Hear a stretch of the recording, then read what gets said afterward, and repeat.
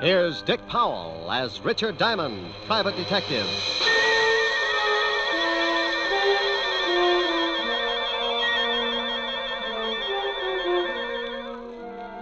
My name's Diamond, and I'm in business for a very simple reason. I like money.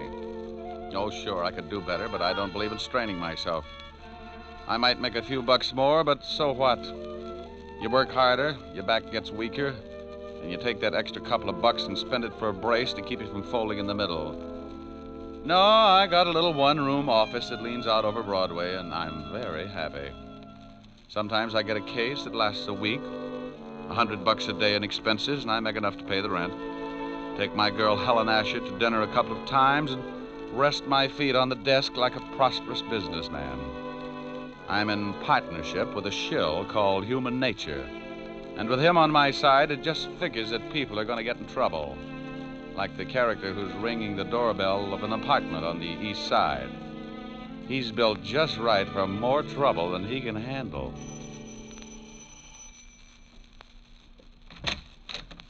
Well. Hello, Mrs. Moran. You say that like you're really glad to see me. I'll let you know as soon as we can talk business. Did you bring a rubber hose along? Why? Are you going to be hard to get along with? This time, yes. Where's your husband? He went out. I tried to convince him the window was the quickest way to the street, but he's old-fashioned. He took the elevator. You're drunk. You can't get a bet out of me. Want a drink? Just get the 500. I don't want to be around when your old man gets back. You couldn't afford that, could you? No, and I don't think you could either, baby. Now let's stop playing games, Mrs. Moran.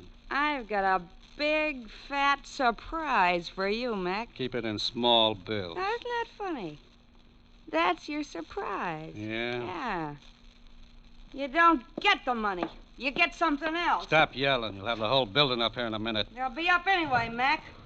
A gunshot makes people curious. Now, wait a minute. You don't have to pull a gun. I don't have to do anything. And I'm breaking myself of one habit right now. I'm through paying your dirty blackmail. Now, you know I got my orders. If I don't collect, someone else will be around. Come on, give me the gun. Sure. A piece at a time. I need a drink.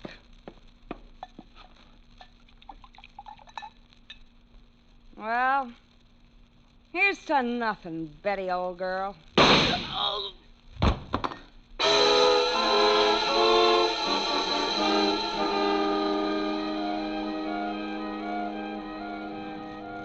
Extra, extra, read all about it. Mac Grayson shot to death in blackmail plot. Socialite Betty Moran kills gangster, then takes own life. Read all about it. Paper. Hey, kid. Oh, paper, mister? Yeah. Here you are. Keep the chair. Oh, thanks. Wealthy wife of William Moran kills... Well, I have to call Mr. Moran. No sense to lose a good source of income.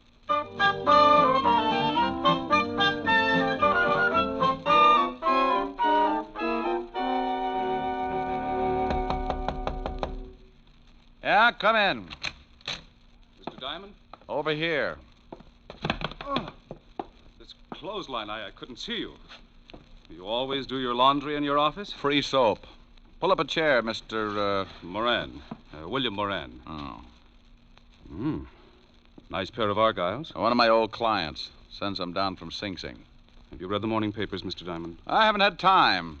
Took some throw rugs down to the laundromat before I started on the socks. My wife died last night. What did you eat for breakfast? Why, pancakes and eggs? Why? You must eat a whole pig when you're not in mourning. How did she die? She was shot to death. Couldn't she get 2 people for a pyramid club? She was being blackmailed. It's usually the other way around. The victim shoots the blackmailer. She did that. His name was Mac Grayson. Hmm? I want you to find the other man behind this blackmail ring. Oh, what makes you think there was more than one? I received an anonymous phone call this morning. It was from a man who said he was a friend of Mac Grayson. He made it perfectly clear that he was going to continue with the blackmail. You know what they had on your wife? She was a very wealthy woman, Mr. Diamond. Before she married me, she was rather wild. Well, they get that way sometimes. There were some letters. Why don't you go to the police? As far as they're concerned, the case is closed. They say it's a murder and a suicide, and that's that. But I want to get the people who drove my wife to suicide. Okay, Mr. Moran, but if you want me to try and dig up your blackmailers, my fee is rather high. I want to start sending my laundry out. Money is no object. That's the nicest thing you could have said. $100 a day and a fifth of plasma. Plasma, Mr. Diamond? 100 proof. I never know what I'm going to run into in a case like this. I may bleed a little. You can reach me at Evergreen 4, 5021. I'll write you a check. Here, use my pen. It's getting an inferiority complex. Do you know anything more about this man who called you this morning? Yeah, only that he said he was a friend of Mac Grayson's. There you are, Mr. Diamond. This should be enough of a retainer. Oh, yes. And that's all you know? I'm sorry I can't be of more help. Oh, you've been a brick. I'll get the rest from homicide. Thank you and goodbye, Mr. Moran. Goodbye, Mr. Diamond, and good luck. Oh, I'm sorry. I knocked down some of your washing. There. Well, I'll be hearing from you. Well, that's the way it goes. 1 minute you're washing socks, and the next you got enough money to stake out a claim on every night spot from Mott Street to Harlem. Unless a particular blackmail ring likes to kill private detectives. I had a hunch the assignment might run into overtime, so I put in a call to a lovely redhead named Helen Asher. Francis, the butler, answered, and I told him to pass the word along that I might be late for my date. I hung up before Helen could get on the pipe and start screaming at me like a wounded eagle. I locked the office, went down to 5th Precinct, and an old friend, Lieutenant Levinson. He was in charge of the homicide detail and could tell me about the late Mrs. Moran and her victim. When I walked in, Sergeant Otis was polishing his billy. Hello, Otis. The lieutenant in? Well, Richard Diamond, the all-American gumshoe. Oh, you're just jealous because that club you've got is a better shape than your head. Lieutenant, Diamond's out here. Okay, send them in. Tell me, Shamus, how does one get to be a great big private detective? Saving box tops? Well, you have to observe things, Otis, my boy. For instance, one look at your shirt, and I can tell you've been eating well for a week. Why don't you either get it cleaned or stick it in a pressure cooker? Hello, Walt. Now, wait a minute, Rick. If you've got a body somewhere, take it to another precinct. No, I'm a little short right now, but maybe I can dig one up. What I said. Yeah, that was a swell one. Is this just a social visit, or am I a dreamer? It's about the Moran suicide. You handle it? Uh-huh. One of the neighbors called us. They're both deader than Otis on a double date. What about the Grayson guy she knocked off? Cheap thug, couple of convictions. Oh, don't tell me Moran's been to you with that blackmail story. Yeah. He seems to think Grayson was working with someone. Rick, that guy pestered us all morning, but there's no proof of blackmail or anything else, except 2 people got killed. Give me a quick rundown. I don't know why you're interested. I think Moran drummed up the blackmail theory just to cover that his wife was running around with another man. Well, I'm interested because Moran gave me a fat $200 in advance to get me in the spirit of the thing. Well, if you want to be bored, here are the photographs of the deal. Here's Mac Grayson. Bullet entered his chest just below the 10th rib. The gun was a .32, same one that the Moran dame used on herself. Enough powder burns on his shirt to show that she was standing pretty close when she gave it to him. She'd have to be, not to miss him. Now, you can see she was lying about 10 feet from Grayson near the bar. Huh? Probably needed a stiff shot before she knocked herself off. That's the highball glass on the floor near her head. And that's the .32 she used, about 6 inches from her right hand, and only her prints on it. Powder burns on the girl? Sure, all over her temple. We did the paraffin test on her hand, too. She fired the gun all right. Did Grayson have any friends? We never tied him up with anyone except an old wino that hangs out on Skid Row, a dump called the Parrot Club. Name's Wilbur Truitt. Uh-huh. Yeah. Well, thanks, Walt. Now, look, the dame killed the guy and then shot herself. What more do you want? I'll let you know. Now, wait a minute. I know that gleam in your eye. I always get a sour stomach from it. If you got something, you'd better tell me. Oh, you're a cynic, Walt. Have you talked to this Wilbur Truitt? We questioned him this morning. Got a tail on him? Sure, but he won't take us anywhere. Now, what are you cooking up? Well, maybe you think there's something to Moran's blackmail story. Oh, don't be an idiot. Then what are you tailing Truitt for? Because I can't take a chance. Blackmail's a federal rap, and if Moran keeps stirring up trouble, I want to be able to prove he's nuts. Now, you look here. I want to know what's on your mind. I'll send you a letter. Oh, Otis. Yeah, Lieutenant. Get me my bicarbonate. And shut up. Bye. Goodbye. I went through the squad room and out into the hall. I used the payphone by the door and put in a fast call to my client, William Moran. I had a hunch, and Moran's $200 retainer in my pocket gave him an A priority on it. Yes? Mr. Moran. That's right. This is Diamond, Mr. Moran. I've got a lead on someone who knew Mac Grayson. Well, that's fine, Mr. Diamond. Who is it? A guy who hangs out on Skid Row named Wilbur Truitt. Ever heard of him? No. Oh. Well, he might have been the one who phoned you this morning. I think I'll go down and find out. Good. You'll keep in touch, won't you? Oh, as long as I'm on the case. Goodbye, Mr. Moran.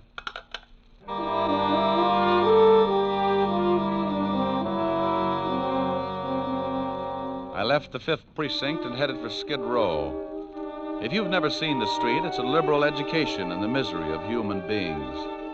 Even the sun winds up with a hangover if it shines on the place too long. The Parrot Club was a cellar with a low ceiling and a drink of wine for 10 cents a glass. The smell of stale alcohol was so strong that if you opened the door to air the place out, the walls would probably cave in. I found Wilbur Truitt sitting at the bar with a dirty towel around his neck. He held the towel and a glass of wine in one hand, and with the other he pulled the towel, lifting his hand and the glass up to his mouth. You must have been an engineer. I learned this little stunt in grammar school, bucko. I started missing my mouth 30 years ago, so I use this towel as a sort of alcohol pulley. It cuts down the element of risk. Hate to spill a drop. You know a guy named Grayson? It's the shakes, bucko. I am completely exhausted after a night of revelry, and my hand waves like it was flagging down a caravan of whiskey trucks. Look, friend. But after 1 or 2 pick-me-ups, I am perfectly capable of lifting the glass by myself. And come nightfall, I'm in excellent condition to entertain my little friends. Oh, swell. Most cowards let the little fellows frighten them, and they end up in Bellevue, but I like them. They worried me at first, but when they found out how much I drank, they began to show the strain, and the shoe was on the other foot, so to speak. Oh, no. They tried to frighten me the first night, but I just kept right on with one bottle after another, and it finally drove them to drink. Now my DTs have hallucinations. We are rapidly building up a thriving community. What were you saying, bucko? Something about the evils of self-indulgence, but I've forgotten now. Good. In that case, I will let you buy me a drink. Oh, sure. Waiter, bring the bottle. You just gave me cold chills. If I lick your hand, it's only a sign of fond endearment. Okay. Now, do you know a guy named Grayson? I knew there was a catch. Are you a cop? No. In that case, I trust you. Besides, you are holding that lovely bottle. What about Grayson? First, a small glass of truth serum. First, Grayson. I can't stand to look, so I will turn my back on the bottle and tell you what I know. Mr. Mac Grayson, a very unsavory character who reached a sudden demise last evening, dealt in smutty pasts and made them pay off by milking his victims. He has only one friend, a Mr. Leo Fink. Now, please, I'm beginning to spit out wads of cotton. Where does this Fink live? You are indeed a heartless rogue. I was once. You aren't by any chance a spy from the Purity League? You get the bottle when I find out where Leo Fink lives. 1120 2nd Avenue now, please. Yeah, here you are. Don't struggle with the cork, bucko. I have just acquired the strength of an uncropped Samson. And as I gaze upon this ruby goblet, I am reminded of the fact that you are not the first to come seeking the whereabouts of one Leo Fink. Huh? Play it back in English. A thug with the disagreeable habit of twisting my ascot approached me not 10 minutes before you came in seeking the same information. Did you give it to him? I had to. One more pull on my tie, and dissipation would have been a thing of the past. Thanks, Wilbur. Here, buy yourself another jug. Oh, bless you. And good morrow, cousin. Here's to my love. Oh, true apothecary, thy drugs are quick. Thus, with a kiss, I die.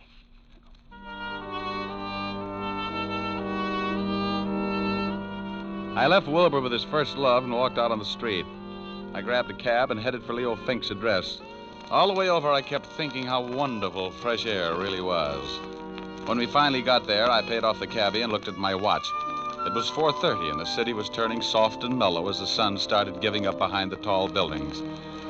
I got that lousy feeling again when I looked across the street. A prowl car was parked at the curb, and it looked like Homicide's private limousine. Something was wrong.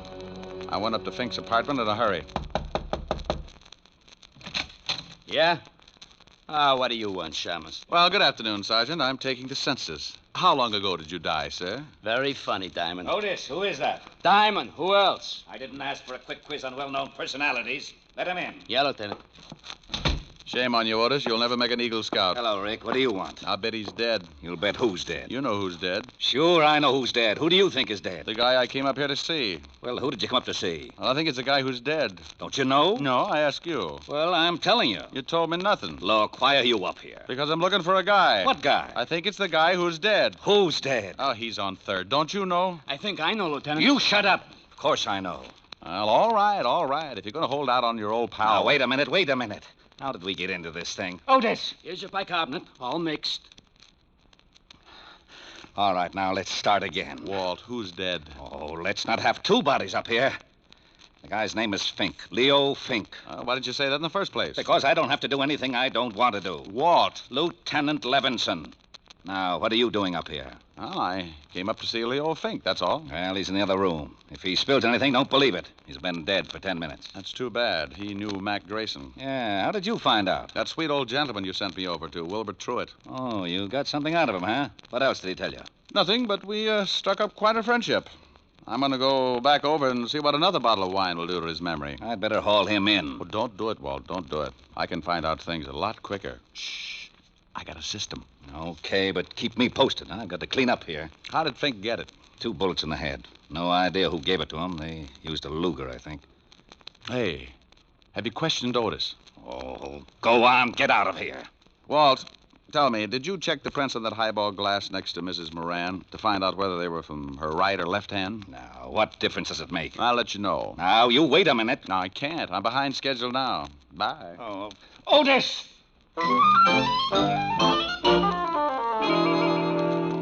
I went downstairs in a hurry and started back to Skid Row and Wilbur Truitt. I turned a corner and had a quick change of heart. That's far enough, Shamus. Wow. Well, look what I picked up. All right, get into this alley. Why don't you put that cannon away? It shows up like a pair of gums at a dentist convention. Turn around and get going. I can run if it would help. Take your time. You haven't got too much of it left. Stop nudging. You got a cold barrel. Don't you like it? No, but it helps. A lesson in the manly art of self-defense. Next time, don't get so close with a gun. Well, what do you know? A Luger. Okay, so I'm a Butterfingers. You got the gun now. What are you going to do? I got a mean streak, and it shows up when someone tries to kill me. I'm going to ask a couple of questions, and if you don't answer them, you'll wish you'd picked on an octopus. Now get up. Oh, you're a big one. Now, who sent you after me? I don't know. Who sent you after me? Honest, I don't know. Oh, wait a second. All right, the guy told me on the phone his name was Jones. Sure, first name's John. Oh, wait. I know it's a phony, but he was recommended. You get paid for your work, don't you? Yeah, but this one I collect after the job. Where? I thought you'd gotten over that stubborn streak. Okay. The 8 o'clock ferry to Staten Island. He's going to slip me 2 bills. And you don't know his right name? No. Did you know Mac Grayson? I heard of him, but I never met him. Are you as handy with a .32 as you are with that Luger? Huh? Forget it. Next question. Who killed Leo Fink? Oh, that's a pretty big one. Okay, I'll word it differently. Who killed Leo Fink? I'll take the beating. Yeah. Well, I got a hunch this Luger of yours will check with ballistics. Come on. Homicide's still up in Fink's apartment. No, it's... What did you say? Okay.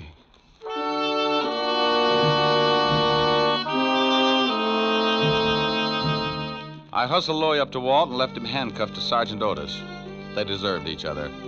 Louis said he was going to be paid off at 8 o'clock, and my watch said it was 7:15. That gave me 45 minutes to check at Homicide and still catch the ferry to Staten Island.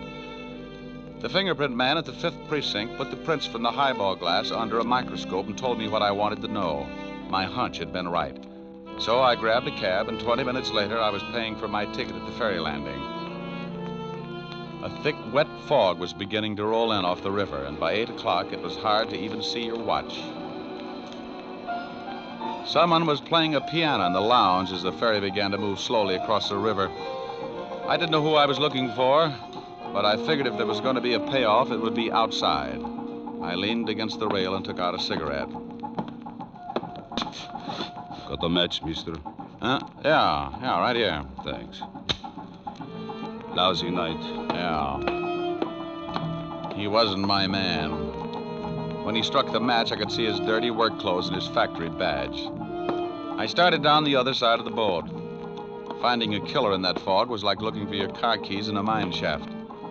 I reached the bow of the boat, and right then I knew I was about to score. I get a tight feeling in my stomach when I start closing in on danger. I spotted the dark outline at the rail, so I pulled my hat down and walked up beside him. He was hunched over with his arms resting on the rail. Terrible night. Mm-hmm. Be awful if you had to find someone in this fog. Not if he found you first. Yeah. I like the name Louis Osgood. Ever hear of it? I like the name Moran. Huh? William Moran. Who are you? Just an employee. Diamond. Yeah, you get a gold star. Well, what do you want? Have you found the blackmailers? Now stop playing Alice in Wonderland. I just pushed around your hired gun at Louis Osgood. He had enough to say to put you away for a long time. He couldn't have. He didn't know. Didn't know your name? Who murdered your wife, you or Louis Osgood? Why do you say murder? The police said it was suicide. Well, I got news for you, Buster. Homicide just changed its mind. I checked and found out that the highball glass near her head was covered with prints from her right hand. What does that prove? It proves that to take her own life, she'd have to have fingers a foot long. The prints on the gun were also from her right hand. You're going to tell me that your wife shot herself while holding a highball glass in the same hand? That's not my problem, Mr. Diamond. Well, I think it is. If Louis Osgood didn't shoot her, that leaves just one suspect, you. Now, let's take a walk back to the cabin. I want to keep an eye on you for homicide. All right. This is where I leave you, Mr. Diamond. Hey, come here! I hadn't thought he'd make a break, but as long as he had a gun and knew how to use it, I could understand why he did. I got my gun out and took off after him. I expected him to go over the side and in the fog, and he'd have a good chance. But when a guy gets cornered, he does funny things. I never would have spotted him, but he threw open a door and framed himself in the light from the inside. I must have caught him because I saw him start to fold and stagger through the door. I took my time getting there. A wounded man with a gun can get pretty mean sometimes. The door swung back and forth with the motion of the boat, and I could hear the sound of the engines. He'd gone down in the engine room, so I dropped to my knees and went in after him. A long, polished ladder led down to the big diesels below, and I knew I'd hit him with the first shot because there was a bright red trail of blood leading down the ladder and behind the churning machinery. Moran! Oh, Moran, come on out! You can't get out of here. Come and get me, Diamond. I don't like being slapped around, and I'm going to see that you get yours. He was somewhere off to my left and keeping himself hidden. A catwalk circled the engine room, so I pulled an old stunt. I took a wrench off the wall and tossed it down the metal ladder. I watched for his gun flashes, and when I spotted his position, I got down on my stomach and crawled along the catwalk until I was directly over his head. He was sitting in a lot of blood, and he didn't look like he had long to go. Come on, Diamond. I know you're down here. Surprise. Look at the birdie. What? Don't try it.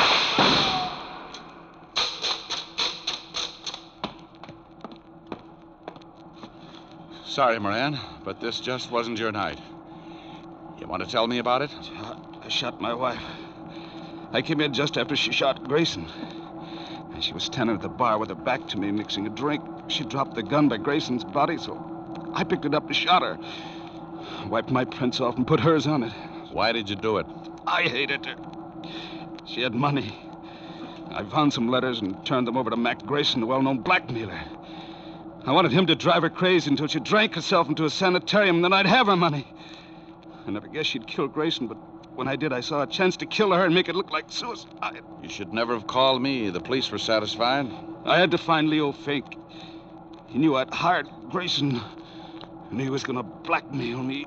So when I dug up the little wino that knew Fink, you hired Louis Osgood to bump Fink and me. Is that right? Hey, Moran. Oh, well, it was a dull conversation anyway. Lousy night.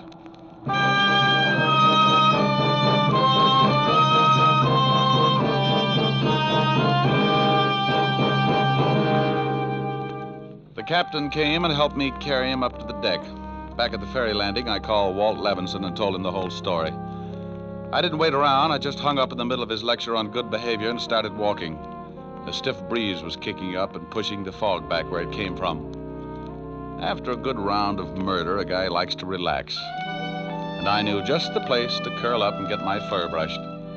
I grabbed a cab and headed for 975 Park Avenue, and the only girl in the world who looked better than her $10 million bank account.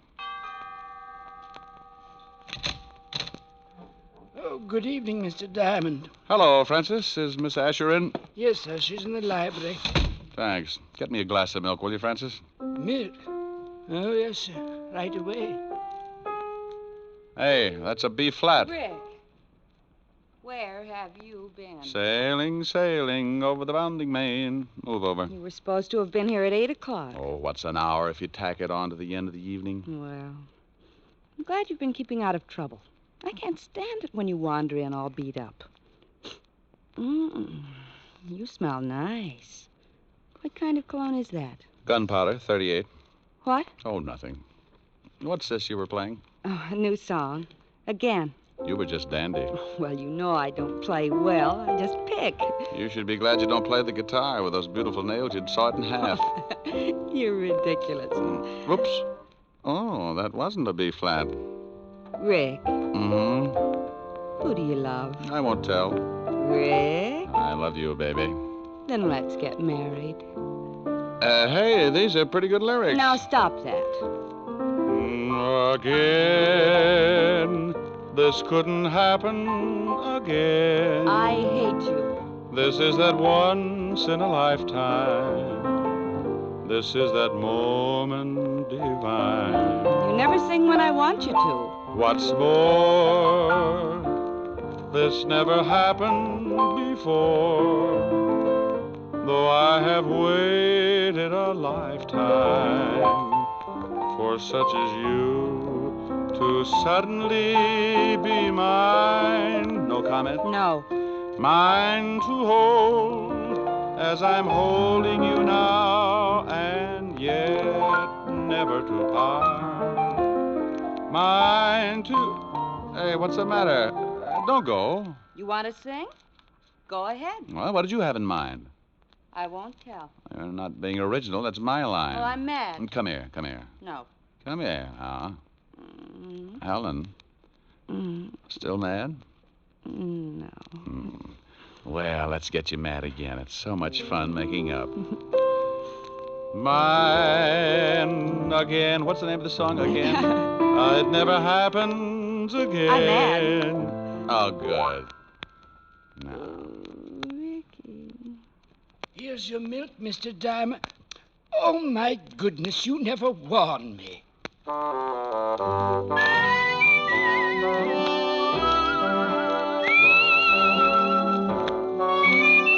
You have just heard Richard Diamond, Private Detective, starring Dick Powell. Helen was played by Virginia Gregg, Lieutenant Levinson by Ed Begley.